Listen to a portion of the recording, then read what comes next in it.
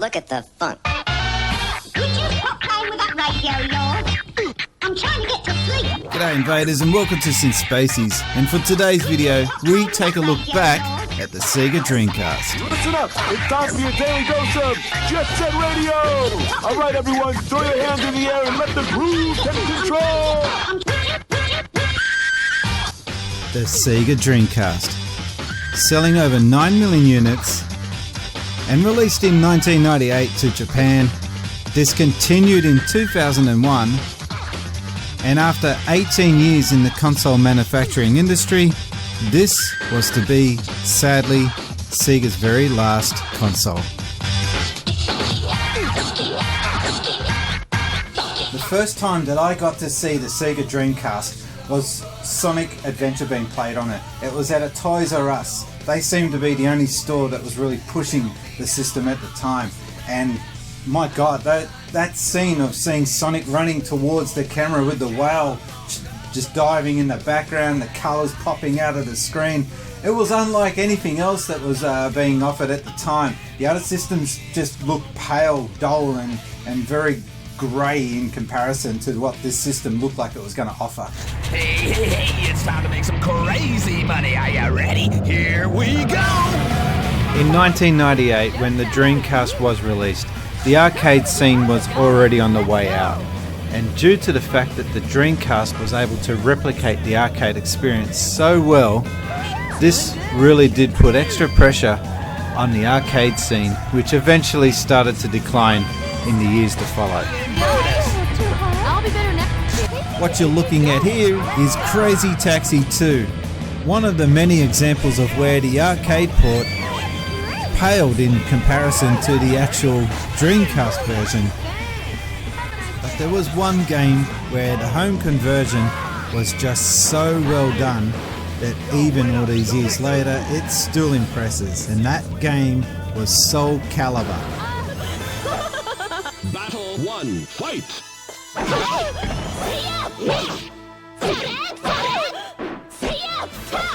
You could pretty much say that for me, Soul Calibur was the reason why I stopped going to the arcades and I started spending that money into buying more home console games instead. You win! When it came to marketing in Australia for the Sega Dreamcast, I only recall seeing ever one commercial, and funnily enough it was when we were going to see Episode 1, Star Wars, and it was like, holy crap, they're advertising it, where did this come from? But watching TV, and I used to watch a lot of TV back in the day, not now, but back then I was watching my fair share, never got to see a commercial, not one. The Japanese commercials seem to be centered around the executive director of Sega, Yukara, and his ongoing struggle to convince the masses to buy up and get on board the Dreamcast hype train.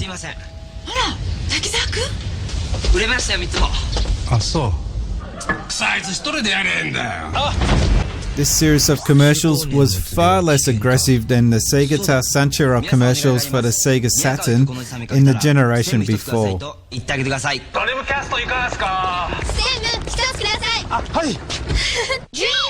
One of the cool things about the Sega Dreamcast was the VMU memory cards. A lot of people here that have had anything to do with Dreamcast will agree that it was one of the biggest standout features of that console.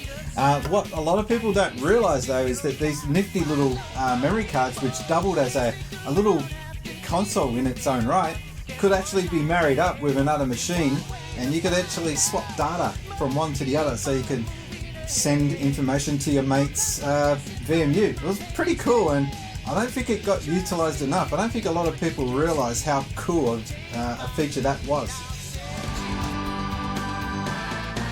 Sega also attempted to demonstrate the power of their new toy with titles from the arcade that they had visited before, this time in a polished new look 3D with games such as Daytona USA 2001 and Sega Rally Championships 2.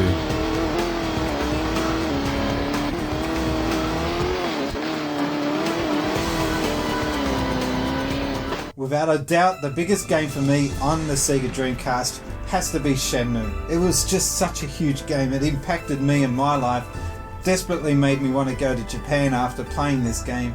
It was just so in-depth and detailed. It was actually a Guinness Book record holder at the time for the most expensive game ever developed, and it tanked.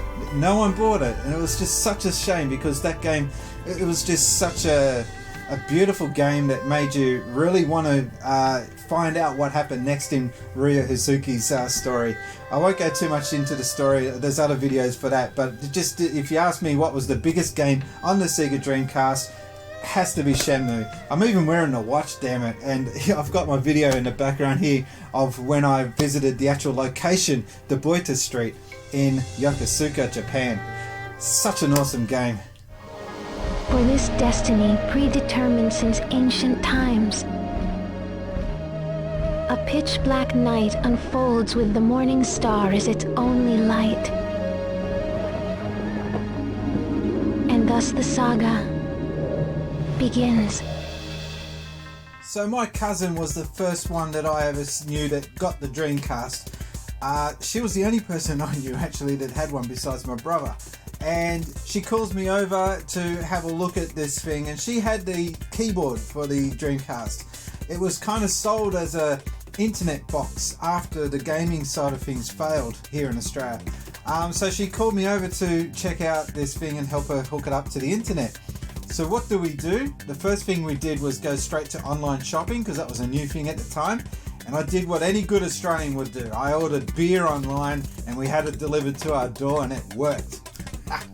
Go Harvey Norman for the latest in gaming machines. Hurry in for our exclusive Dreamcast bonus deal. Buy a Sega Dreamcast console and play the latest games. Experience graphics just like in the arcades. You can even get on the internet. Pay just $4.99 and get a Dreamcast carry bag valued at $29.95. Plus, you'll also receive Slave Zero valued at $89.95. That's right, the Dreamcast console with bonus carry bag and bonus Slave Zero, all for just $4.99. What a deal! The main reason why the Dreamcast failed in Australia was because of one reason and one reason only, and that is Sega Aussiesoft, the company that distributed the Segas in this country. Unfortunately, they just weren't up to the job by the time this machine came out.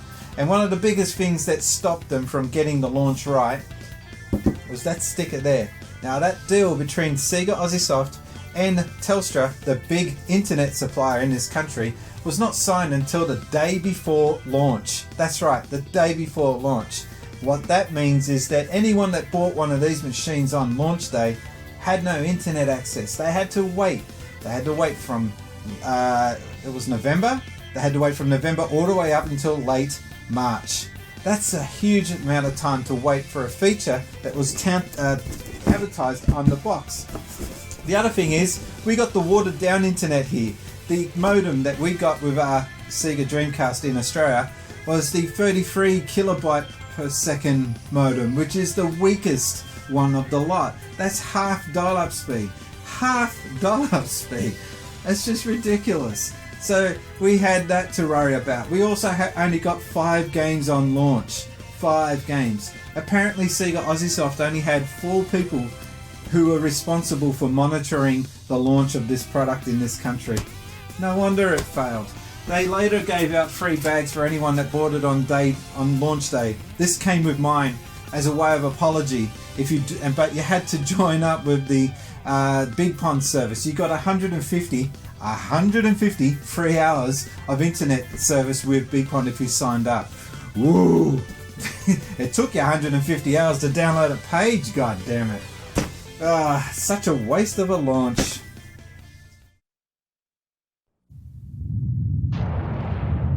Capcom.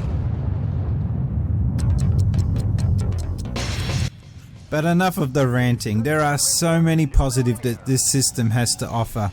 If you look hard enough, you can still see some really cool titles for this machine, such as Skies of Arcadia. You've also got other really cool titles such as Marvel vs. Capcom 2, Resident Evil, Code Veronica, Phantasy Star Online. You've also got House of the Dead 2, Grandia 2, Ikaruga, which is a really hard shoot 'em up, Space Channel 5, Seaman, which is a really bizarre title involving a microphone and getting told off by Spock from Star Trek. And you've also got titles such as Choo Choo Rocket, Street Fighter 3, Samba de Amigo, Typing of the Dead, Virtua Tennis. There are just too many really cool titles on this system. I can't list them all. I really do suggest that you go out there and try and track down titles that will encourage you to make that plunge and buy yourself a Sega Dreamcast. 15 all. Would I recommend picking up a Dreamcast in 2017? Well, I'm a Sega fanboy, so my ultimate answer is always going to be yes. But realistically, I know a lot of you out there don't have a lot of coin or patience when it comes to these things. So if you're going to be buying a Sega Dreamcast, keep in mind that these things are aging now. The disc drive system on this thing, for example, is failing. I tried to get Shenmue to run on this and it wasn't wanting to run at all. It was getting stuck on different sections on the game, and that wasn't the case the time I played it beforehand. So it's obviously aging, it's obviously dying. But modders are now putting SD card access on the side of these things.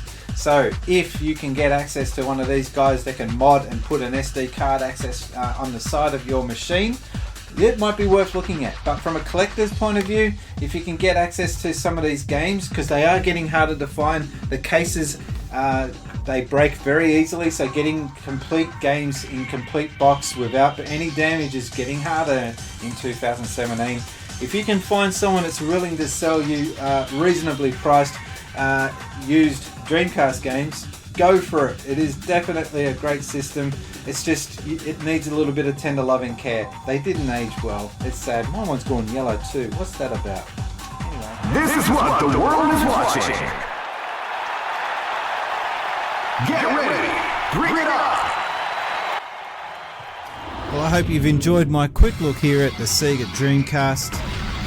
And I'd like to take this opportunity to thank the patrons of my channel, and that includes the Gaming Archaeologist, Sarah Wilson, and the BitVault. Also, if you'd like to become a patron, you can also just check out my Patreon channel at patreon.com/synthspaces.